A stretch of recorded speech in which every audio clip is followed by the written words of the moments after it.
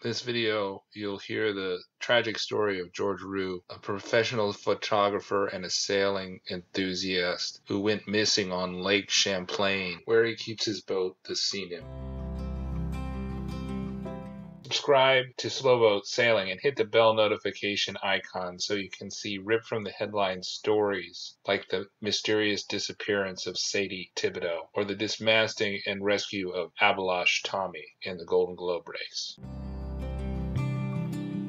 George Ruhe was an accomplished photographer whose Facebook profile says that his pictures were published in the New York Times, Washington Post, Associated Press, and Sports Illustrated.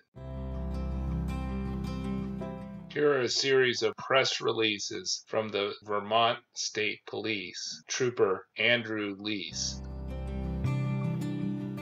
On Wednesday, October 24, 2018, the Vermont State Police is investigating a report of a 67-year-old man on Lake Champlain in Charlotte. State Police in Williston received a report about 1:45 p.m. Wednesday, October 24, 2018, that the individual was winterizing a boat near Thompson's Point over the weekend on the lake just offshore, but had not been heard from since. Crews from the Vermont State Police, along with the U.S. Coast Guard, planned to be on the scene overnight and begin active search efforts in the morning. Investigators are pursuing other information about the missing man's whereabouts.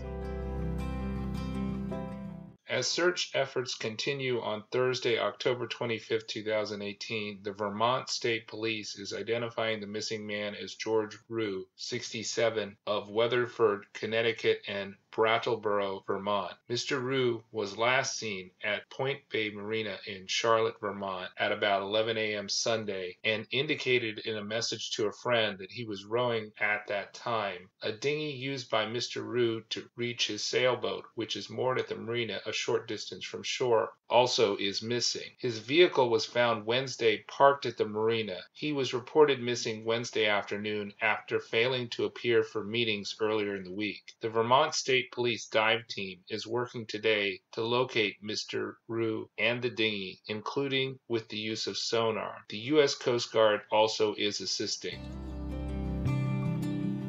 At about 2 p.m. on October 25th, the crew of a fixed-wing aircraft from the U.S. Customs and Border Protection Air and Marine Operations Unit assisting in the search located what appeared to be the missing dinghy in a swampy, shallow area in the south end of the town Farm Bay. The Vermont State Police, with the help of Point Bay Marina staff, recovered the dinghy about 20 minutes later and brought the boat to shore. The search for Mr. Ruhe is continuing at this time. At about 4:30 p.m. on Thursday, October 25th, crews, including the Vermont State Police dive team, recovered a body from the vicinity of a sailboat moored in Lake Champlain at Point Bay Marina in Charlotte. The body was preliminarily identified as that of George Ruhe. The body will be brought to the Chief Medical Examiner's office in Burlington for an autopsy to confirm identification and determine the cause and manner of death.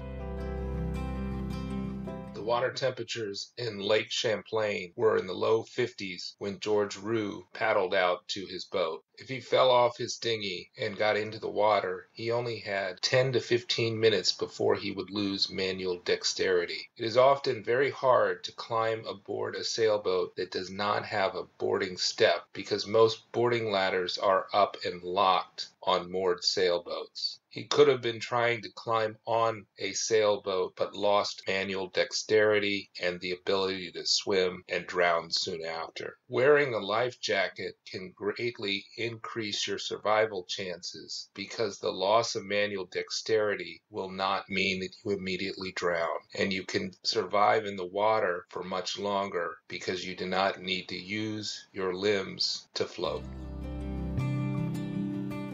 Subscribe to Sailboat Sailing and hit the bell notification icon. We feature the stories of the most interesting sailors in the world and our round-the-world adventure.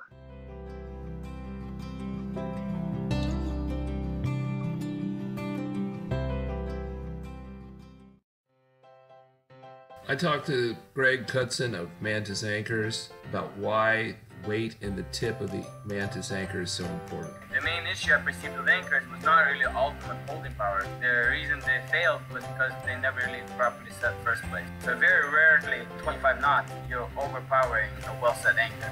We wanted to create something that guaranteed a universal set. As a cruiser, when you go around, you find unique locations that are really hard to get an anchor to bite, and we solve that problem. Go to mantisanchors.com to order yours for a better night's sleep.